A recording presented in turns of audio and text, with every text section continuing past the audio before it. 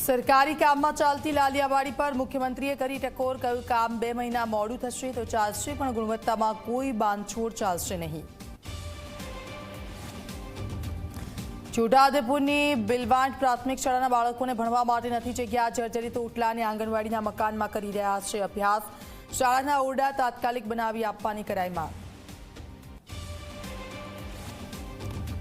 રામ મંદિરની પ્રાણ પ્રતિષ્ઠાની આમંત્રણ પત્રિકાની ઝલક સામે આવી। 22 જાન્યુઆરીએ થનારા મહામહોત્સવની જોવા મળી ઝલક।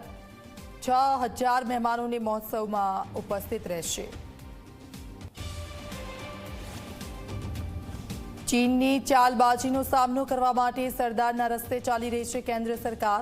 વિદેશ મંત્રી એસ જયશંકરે સ્પષ્ટ કર્યું સરકારનું વલણ, કહ્યું કે અમે પરસ્પર બરાબરીના સંબંધો બનાવવા પર મૂક્યો છે ભાર।